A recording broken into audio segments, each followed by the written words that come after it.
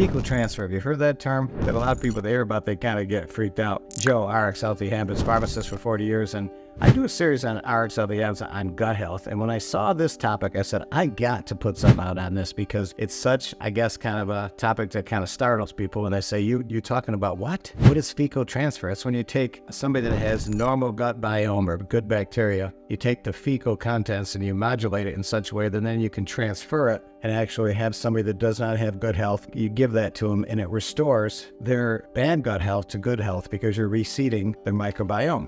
Kind of cool. Now, first discovered 1700 years ago in the 4th century by a guy named Ji Hong who had very ill people with severe diarrhea, that he had a mixture of a yellow soup, he called it, which was basically fecal matter from healthy people. And he had them drink the soup and it restored the microbiome after several days and they were normal, they were cured. So this is kind of like the beginning of this. Now, I want to go through and talk about this because here's the thing, as a pharmacist and somebody that RX Healthy Habits who does a little bit with gut health, fecal transplant has over 90% success rate in C. diff treatment. Now, this is kind of interesting. All this data that I'm doing, it's not Joe here talking off the top of his head. This is documentation from the Cleveland Clinic, Mount Sinai, Northwest Medicine. I use all the references in my blog online. It's in the show notes too, but I would recommend you go to my blog for all this because this is really not, this is legitimate medical treatment. This is not fringe or experimental therapy. By using my notes when I'm doing this, I want to make sure I get this stuff right because I don't like to speak wrong on specifics when it comes to medical conditions. But fecal microbiota transplantation, that's called FMT, that's a term they use. And it's been really a godsend for people who are ill. Now, here's a good thing. We don't use yellow soup anymore. We got ways of doing this with oral capsules that are spores, that are live spores of the fecal transplant material, and they're taken by mouth, okay? And we also have an enema, very effective also. So there's a couple different uses. Now, here's the cool thing.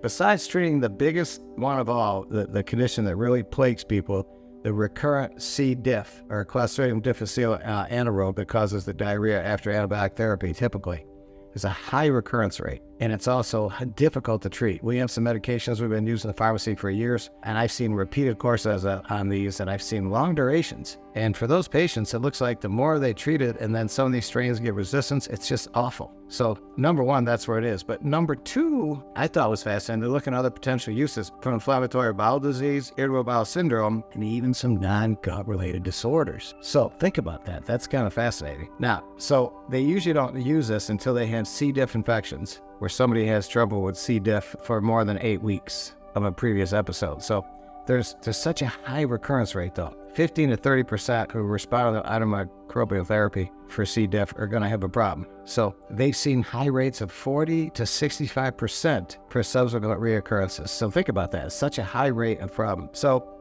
like I said, we've used medications for years, and this is the only one that seems to really get it. Now, I think there's a big need for this because fecal transplants and the effectiveness of it and the mechanisms of the way it works, you can't refute the data. The efficacy rates are so high.